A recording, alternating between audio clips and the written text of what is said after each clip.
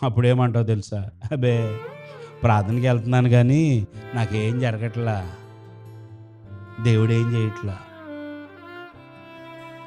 ప్రార్థనకి వెళ్తున్నాను గానీ, నువ్వు దేవుని దగ్గరికి రాలా. నీ మనస్సు, నీ హృదయములో దేవునికి చోటు లేదు. దేవుని యొక్క వెలుగు పొందుకోవాలని, దేవుని యొక్క వెలుగు కోసము, దేవుని యొక్క సత్యం కోసము నీకు ఆరాటం లేదు, నీకు ఆకలి లేదు, నీకేమీ ఉండదు. వచ్చావు వెళ్తావు అంతే. వచ్చాము వెళ్ళాము, వచ్చాము వెళ్ళాము.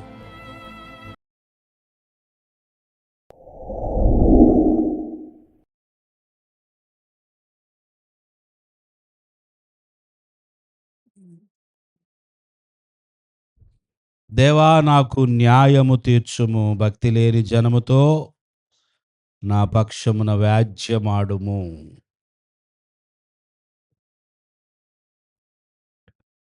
దావీదు యొక్క జీవితంలో ఒక సీజన్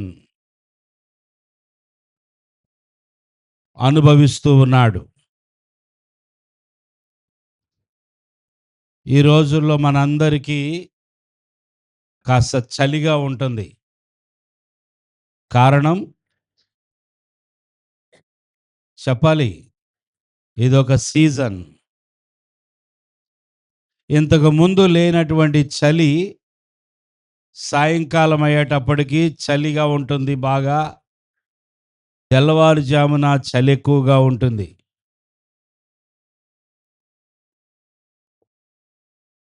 ఇది ఒక సీజన్. ఇంకొంతకాలం పోతే చల్లదనం కనపడదు.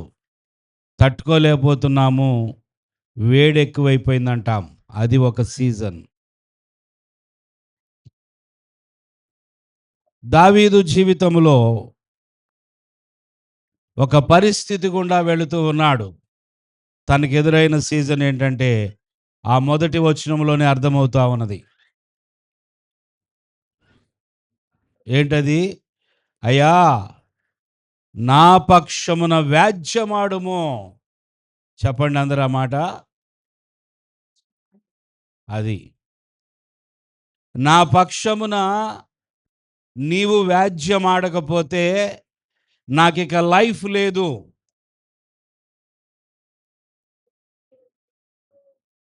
పిల్లలు అటు ఇటు తిరగొద్దు, కూర్చోవాలి. ఎక్కడో ఓ చోట తిరగొద్దటు. నా పక్షమున వ్యాజ్యమాడుము.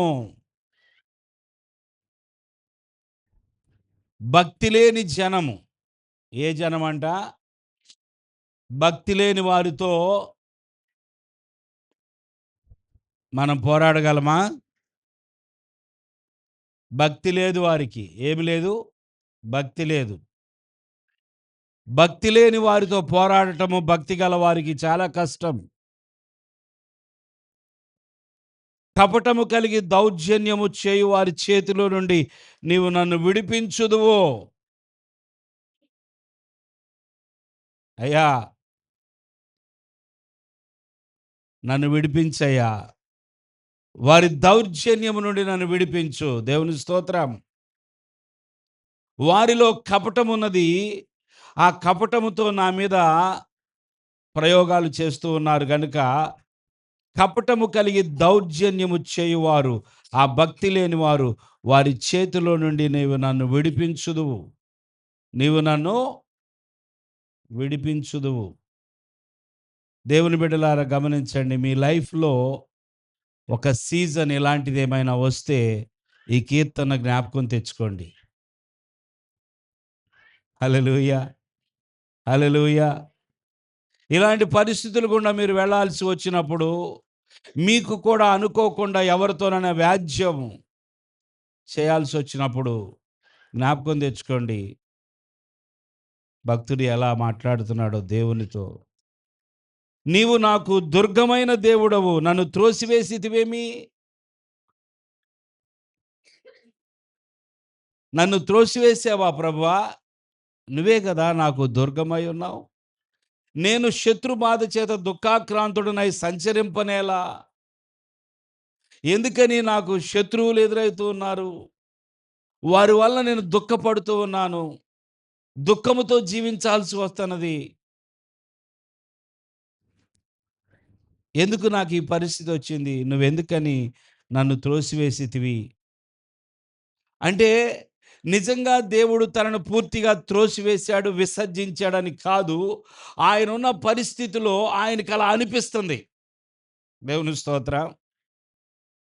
ఆయనకున్న ఒత్తిడి, ఆయనకున్న కష్టము, ఆయనకున్న ఆ యొక్క చీకటి, అలుముకున్న చీకటిని బట్టి ఆ సిట్యుయేషన్‌లో నువ్వు నన్ను త్రోసివేసావేంటయ్యా? అసలు పూర్తిగా దేవుడు విడిచిపెట్టాడంటే అసలు దేవుడితో ఎందుకు మాట్లాడతాడీయన?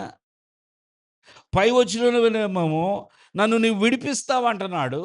కింద వచనంలో నువ్వు నన్ను త్రోసివేసేవేంటి అంటున్నాడు.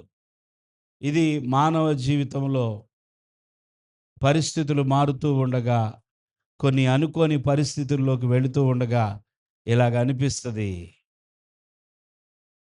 అయితే ఈయన ఏం కోరుకుంటున్నాడు? తనకు అనిపిస్తా ఉన్నది, నన్ను దేవుడేమన్నా త్రోసివేసాడా? తనకు అనిపిస్తా ఉన్నది, నాకెందుకు ఈ శత్రు బాధ ఎక్కువైపోయింది? ఏమిటి నా పరిస్థితి? నాకు జవాబు ఎలాగొస్తది? నన్నెవరు బయటికి తీసుకొస్తారు? హల్లెలూయా! హల్లెలూయా! నేనున్న సిట్యుయేషన్‌లో నా సీజన్ మార్చేది ఎవరో? దేవుడు నీ సీజన్‌ని మార్చగలడని చెప్పండి పక్కన వాళ్ళతో.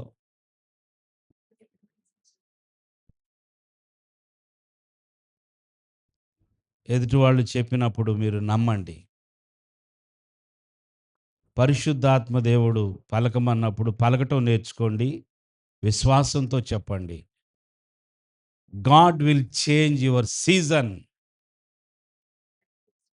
హల్లెలూయా! దేవుడు నీ సీజన్‌ని మారుస్తాడు. అనగా మీకు అర్థమైంది. సీజన్ అంటే ఏంటో మళ్ళీ కొత్తగా చూడకుండా మీకు అర్థమైంది. జీవితంలో ఎదురయ్యే ప్రతి పరిస్థితిలో ఆయన మార్పు చేయగల దేవుడు.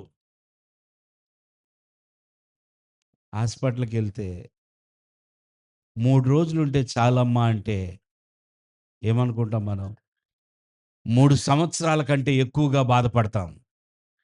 3 రోజులు ఉండండి చాలు మిమ్మల్ని పంపించేస్తామని హాస్పిటల్‌లో అంటే ఏమనుకుంటాం? అది 3 సంవత్సరాలు అనిపించిద్ది మనకి. 3 గంటలు కూడా ఉండలేము. వద్దు నాకు ఈ హాస్పిటలు, ఈ లైఫ్ వద్దు, ఈ జీవితం వద్దు అనిపిస్తది.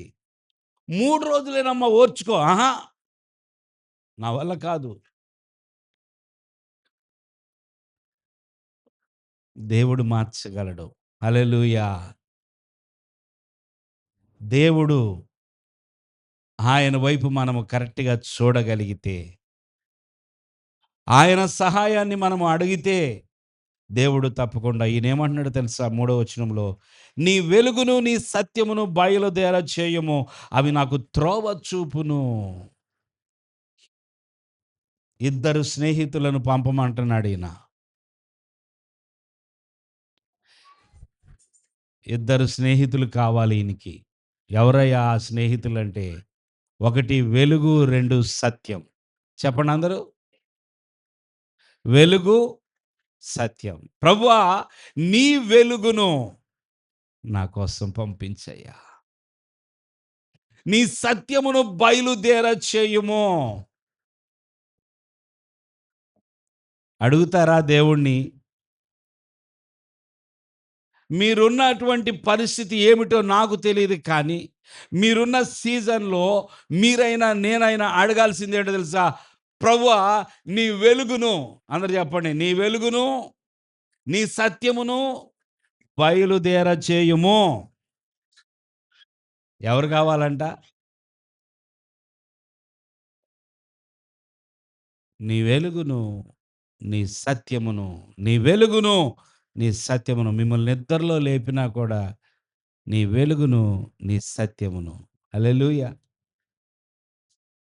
ఆ మాటలు రావాలి. ఎందుకండి వెలుగు? వెలుగెందుకు? వెలుగు లేకపోతే నీ కొరకు పొంచి ఉన్నదేమిటో నీకు తెలీదు. నీ కొరకు ఏమి పొంచి ఉన్నదో, నీ కొరకు ఏ కీడు దాగి ఉన్నదో, ఏ కీడు, ఏ ఆపద నీ మీదకి రావాలని అది కాచుకొని ఉన్నదో నీకు కనబడదు. దేవునికి స్తోత్రం. వెలుగు లేకపోతే ఎక్కడ గుంట ఉన్నదో, ఎక్కడ రాయి ఉన్నదో నీకు తెలీదు. వెలుగు కావాలి.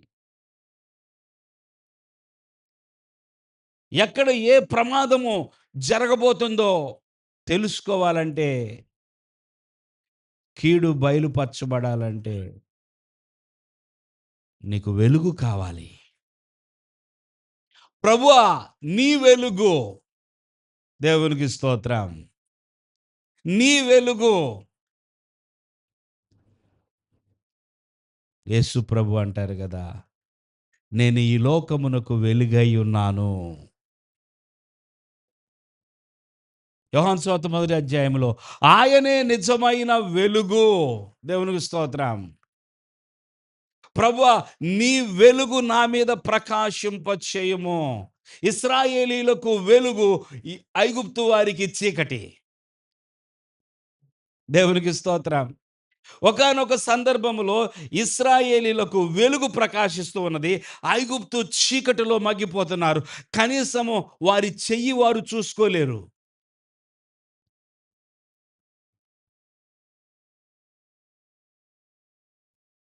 భయంకరమైన కటిక చీకటి శాపముగా వచ్చింది.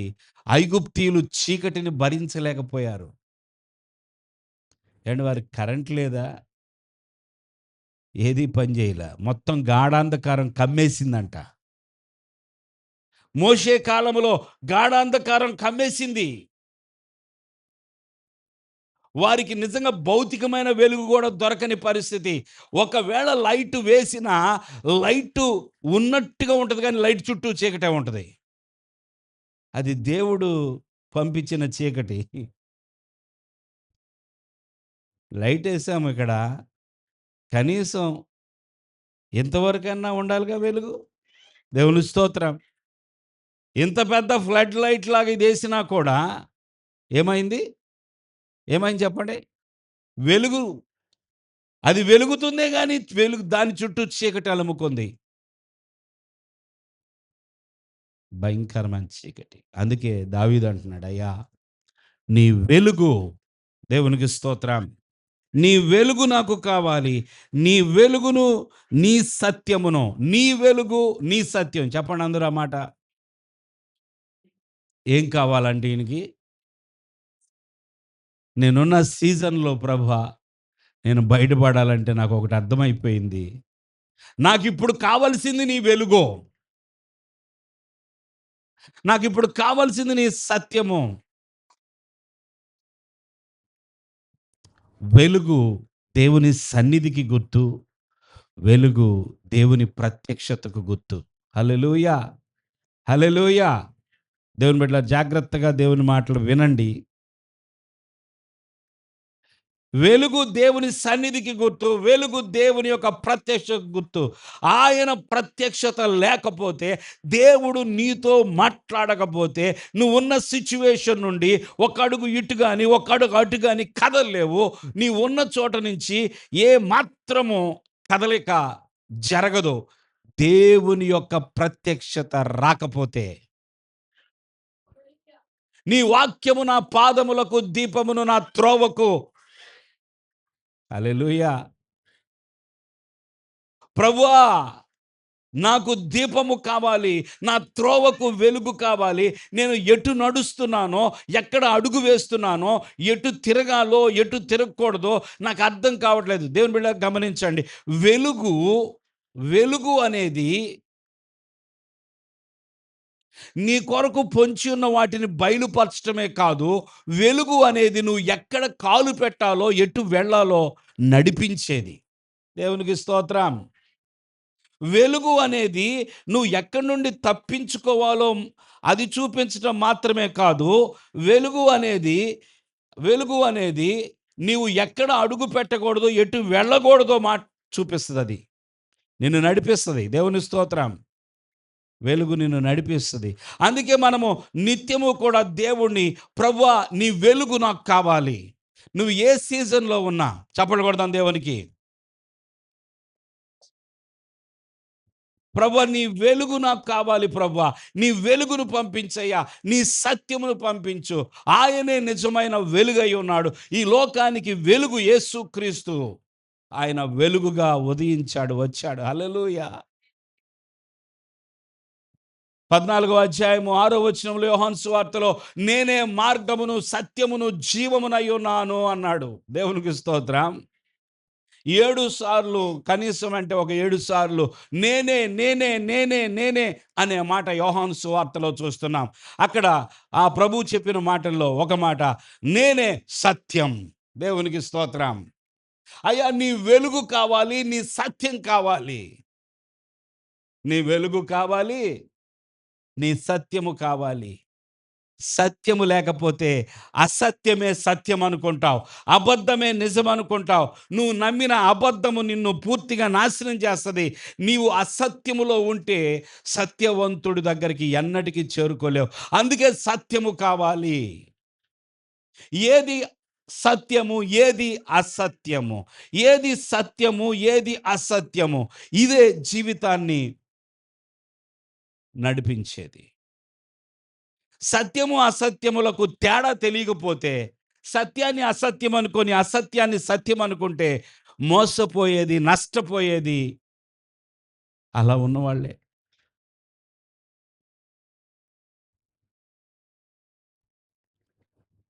సహోదరుడా, నువ్వు చెప్పింది నాకెందుకు అస్సలు నాకు అది నమ్మాలనిపించడం లేదు. అసలు నువ్వు ఆ వేలో వద్దు. నువ్వు ఆ విధంగా ప్రయత్నం చేయొద్దు. ఇంకొక దారి చూసుకో. ఇది కరెక్ట్ కాదనిపిస్తుంది. ఇది ఇది నీకు మోసం జరిగిద్దనిపిస్తుంది నాకెందుకో అంటే, ఓ సహోదరుడు నా మాటను పట్టించుకోకుండా ముందుకు వెళ్ళాడు. రూ. 1,00,000 పోయినాయి. దీని విషయంలో నాకేమాత్రము నమ్మకం లేదు అంటే, మరొక్కసారి ఆలోచించమంటే, ఆయన ఆలోచించకుండా గబగబా అడుగులు ముందుకు వేసినప్పుడు నష్టపోయాడు. నష్టపోయానని చెప్పకూడదు.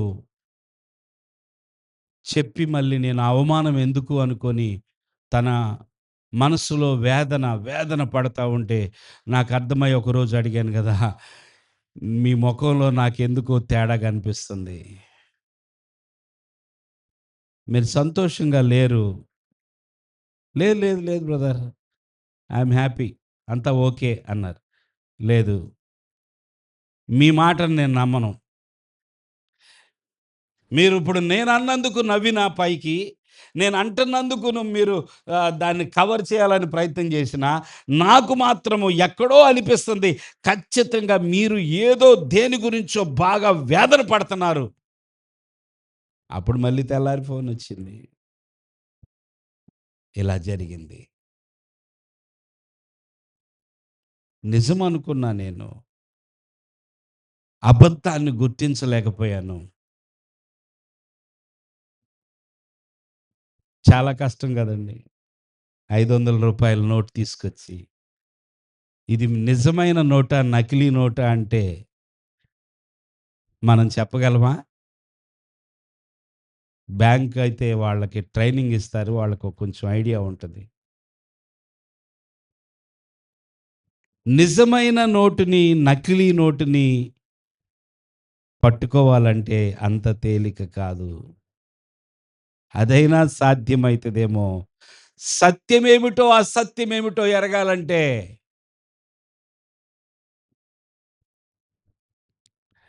నీవు సత్యాన్ని ఎరిగి సత్యవంతుని దగ్గర ఉంటే తప్ప, సత్యమును వింటూ ఉంటే తప్ప, సత్యాన్ని సత్యాన్ని నువ్వు ఎక్కువగా సంపాదించుకుంటే తప్ప అసత్యం ఏంటో నీకు అర్థం కాదు. ప్రియులారా, భక్తుడు అంటున్నాడు కదా, నీ వెలుగును నీ సత్యమును బయలుదేరజేయము. దేవుని స్తోత్రం. నీ వెలుగును నీ సత్యమును ఏం చేయాలి?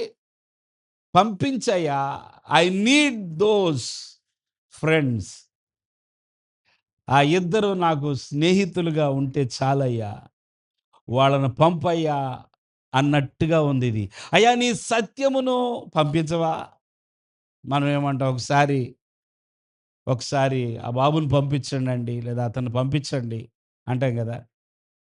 బయలుదేరచేయము. బయలుదేరచేయము. ప్రభువా నీ దగ్గర ఉన్న ఆ సత్యమును బయలుదేరచేయము. నీ దగ్గర ఉన్న ఆ వెలుగును బయలుదేరచేయము. నాకు కావాలి.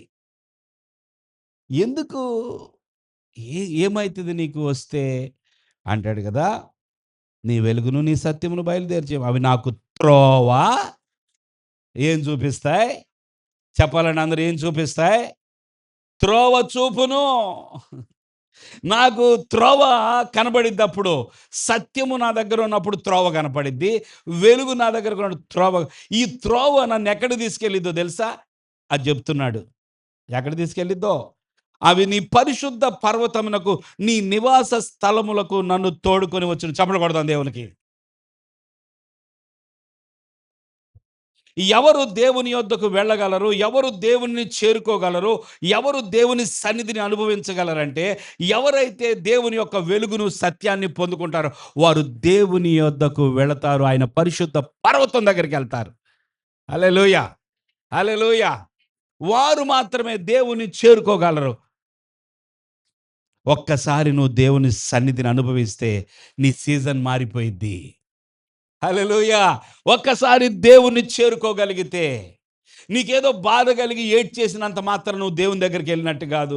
నీకు కోపం వచ్చి అన్నం మానుకొని 3 పూట్ల లేదా 3 రోజులు అన్నం మానుకున్నంత మాత్రాన నువ్వు దేవుని సన్నిధిని అనుభవించినట్టు కాదు.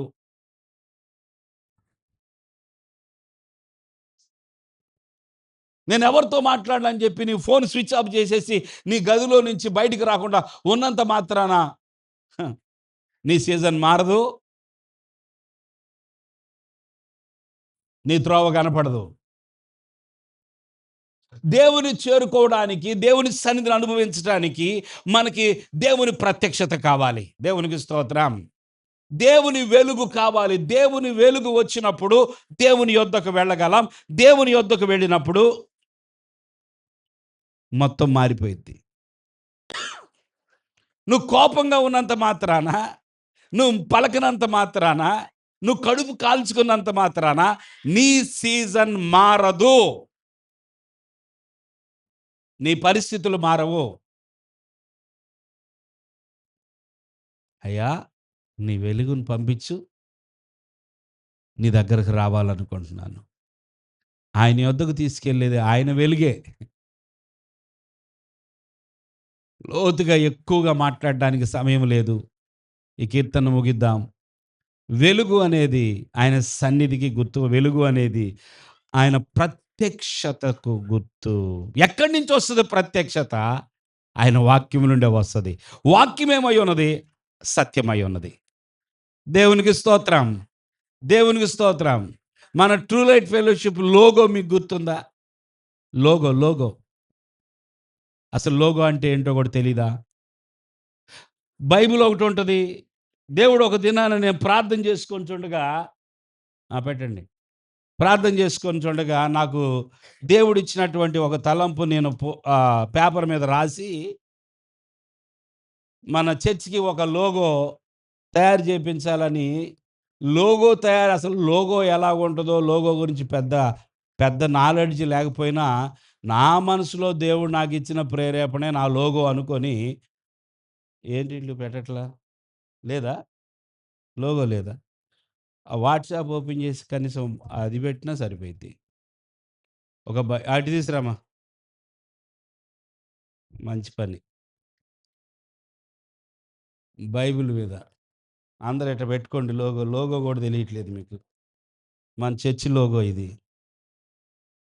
కింద బైబిల్ ఉన్నది. బైబిల్‌లో నుంచి ఒక ఫ్లేమ్ వెలుగు, ఒక మంట వచ్చినట్టుగా ఉన్నది. ఆ మంటలో సిలువ కనపడతా ఉంది.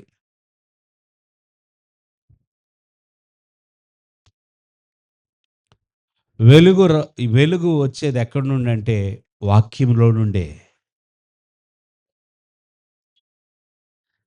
ప్రత్యక్షత ఎక్కడి నుంచి వస్తది? వాక్యం నుండే. వాక్యం ఏమిటి? సత్యం. నీ వాక్యమే చెప్పరు? నీ వాక్యమే సత్యం. 17 అధ్యాయం యోహాను సువార్త. నీ వాక్యమే సత్యం. ఆ సత్యము, ఆ వాక్యములో నుంచి వెలుగు రాకపోతే వాక్యాన్ని చదువుతూ ఉన్నావు, వాక్యాన్ని వింటూ ఉన్నావు, వాక్యములో నుండి దేవుని వెలుగు నీకు ప్రకాశించకపోతే నీకేం అర్థం కాదు. చదివాడ పడేస్తావు అంతే. ఈ వాక్యములో నుండి ప్రత్యక్షత రావాలి. అనగా వెలుగు రావాలి. దేవుని స్తోత్రం. ఈ వాక్యములో నుండి వెలుగు రావాలి. ప్రియులారా, నీ వెలుగును, నీ సత్యమును బయలుదేరజేయము.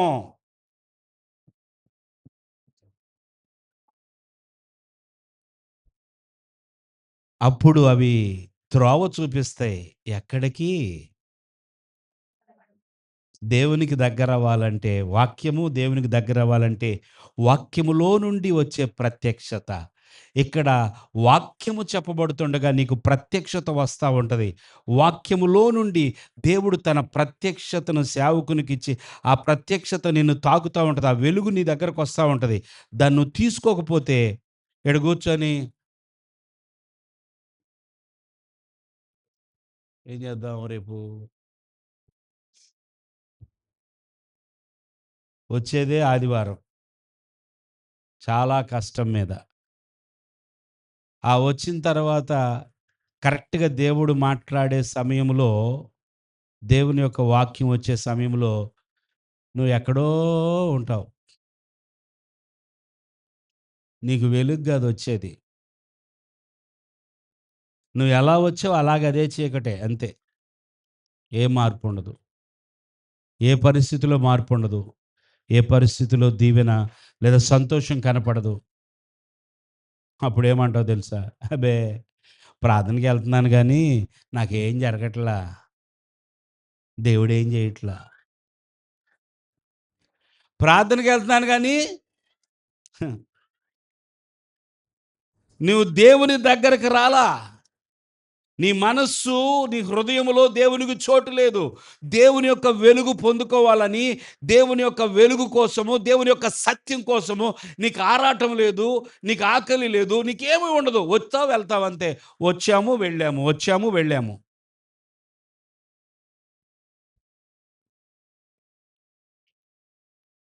కొందరు ఏమంటారో తెలుసా? ప్రభువా, నీవు నాకుండగా ఈ లోకంలోనిది ఏదియూ నాకు అక్కర్లేదు. దేవుని స్తోత్రం. నాకు ఏదున్నా ఏమి లేకపోయినా పర్లేదయ్యా. నీ సన్నిధి నాకు దొరికింది ప్రభువా. నీతో నేనున్నాను ప్రభువా. నీ సన్నిధిని నేను అనుభవించాను. నాకు చాలు ఇదే సంతోషం. నాకు ఇక ఏమున్నా ఏమి లేకపోయినా పర్లా. నీ మొహం చూసే నీకు చచ్చిపోతే చాలు నాకనుకున్నాడు యాకోబు. నా కుమారుడు నువ్వు చనిపోయావని అనుకున్నాను. ఎంతో బాధపడ్డాను. నా కుమారుడిని ఆ మృగాలొచ్చి చీల్చేసినట్టున్నాయి. చచ్చిపోయాడనుకున్నాను. కానీ నువ్వు బ్రతికే ఉన్నావా? నీ ముఖం చూసాను. ఇక నేను చనిపోయినా పర్లేదు. ఏమిటా సంతోషం? తన కుమారుడిని చూడగానే, తన కుమారుడు తన దగ్గరికి రాగానే, ఇక నాకు ఈ జీవితము ఇక చాలు. ఏంటా తృప్తి? యాకోబుకి ఇంకా బ్రతకడం ఇష్టం లేదా? కాదు. ఇక బ్రతకకపోయినా ఇక ఈ రోజుతో నా తనువు చాలించినా నాకు పర్లేదు.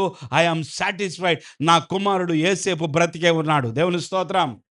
నువ్వు దేవుని దగ్గరకొచ్చినప్పుడు, దేవుని సన్నిధిని అనుభవించినప్పుడు, చాలయ్యా ఇక నాకు ఏం అవసరంలా. నా రోగం పోయినా పోకపోయినా పర్లా. నువ్వు నాకు దొరికావు నాయనా. నేను సంతోషంగా బ్రతకగలనిక.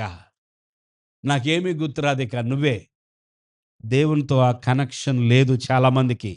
దేవుని యొక్క వెలుగు పొందుకోవడం లేదు. అనేక మంది దేవుని యొక్క సత్యం కొరకు, దేవుని యొక్క వెలుగు కోసము ఎదురు చూడట్లేదు. ఆయనను, ఆయన సన్నిధికి వెళ్ళాలి, ఆయన చేరుకోవాలనే ఆశ లేదు. ఈడ 43వ కీర్తనలో ఆయన పరిస్థితులు ఏం బాగాపోయినప్పటికీ నీ వెలుగు సత్యాన్ని పంపించంటున్నాడు. నీ నివాస స్థలమునకు, నీ పరిశుద్ధ పర్వతం అనగా సియోను అనగా దేవుడుండే స్థలం, దేవుడుండే పర్వతం దగ్గరికి నేను నన్ను తోడుకొని వచ్చిన అప్పుడు నేను దేవుని బలిపీఠం వద్దకు నాకు ఆనంద సంతోషములు కలుగు చేయు దేవుని యొద్దకు చేరుదును. ఆనంద సంతోషములు చెప్పండి అందరూ. మరలా చెప్పండి. ఆనంద సంతోషములు. పైన మొదటి వచనంలో ఆయన పరిస్థితి ఏంటో చూడండి. కింద ఏం మాట్లాడు, నాకు ఆనంద సంతోషములు కలుగు చేయు దేవుని యొద్దకు. హల్లెలూయా, హల్లెలూయా. దేవా నా దేవా సితారా వాయించుచు తర్వాత ఏం చేస్తాడంట? అబ్బా! వెంటనే మ్యూజిక్ కూడా ప్లే చేస్తాడంట ఇక. ఇక మ్యూజిక్ ఇక నా నా నాకు నా సీజన్ మారిపోయింది. నేను నీ దగ్గరకు వచ్చాను ప్రభు. ఇక నాకు చాలు. ఆనంద సంతోషములతో ఇక సితారా వాయించుతానిక. నీకు కృతజ్ఞతాస్తుతులు చెల్లిస్తాను. నా ప్రాణమా నీవేళ కృంగి ఉన్నావు, నాలో నీవేళ తొందరపడుచున్నావు. దేవుని యందు నిరీక్షణ ఉంచుము. ఆయన నా రక్షణకర్త, నా దేవుడు. ఇంకను నేను ఆయన్ను దేవుని స్తోత్రం చెల్లిద్దాం. కృంగిపోయిన వారలారా, నా సీజన్ బాగాలేదనుకున్న వారలారా, దేవుడు నీతో మాట్లాడుతున్నాడు. ఆమేన్ చెప్పండి. మాట్లాడకపోతే అవసరం లేదు. నిజంగా నీతో మాట్లాడుతుంటే ఆమేన్ చెప్పండి అంతే. ఏ పరిస్థితిలోనైనా సరే నువ్వు ఎక్కడున్నావో అక్కడ ఆ మార్పు కనబడాలి అంటే, కృంగిపోయిన స్థితిలో ఉన్నావేమో, ఆందోళనలో ఉన్నావేమో, కలవరంలో ఉన్నావేమో. ఏంటి రేపు? రేపు నా పరిస్థితి ఏంటి? దేవుని యందు నిరీక్షణ ఉంచుము. ఆయన నా రక్షణకర్త, నా దేవుడు. నేను ఇంకను ఆయన్నే స్తుతిస్తాను. హల్లెలూయా. స్తుతించుటకు ఆయనే కారకుడు. స్తోత్రించుటకు ఆయనే కారకుడు. దేవునికి స్తోత్రములు చెల్లించుటకు ఆయనే కారకుడు. ఆయన దగ్గరికి నువ్వు వస్తే ఆయన దగ్గరికి రావాలి. ఎంతమందికి ఇష్టమండి? దేవుని దగ్గర ఉండాలి. దేవునికి సన్నిధికి దగ్గరకు ఉండాలి. దేవుని సన్నిధిని అనుభవించాలి. ఎంతమందికి ఇష్టం? చేతులు అందరూ ఎత్తుతారు. కానీ వాస్తవానికి నిజం మాట్లాడితే యథార్థత లేదు. చాలా సార్లు దేవుడు సన్నిధంటే, దేవుడంటే ఎంత నిర్లక్ష్యమో, ఎంత నిర్లక్ష్యమో. ప్రియులారా, దేవుడు ఈ 43వ కీర్తన ద్వారా ఏం మాట్లాడుతున్నాడో తెలుసా? నీ సీజన్‌ని నేను మారుస్తా. నా యొద్దకు రా. హల్లెలూయా. అందరం లేచి నిలబడదాం.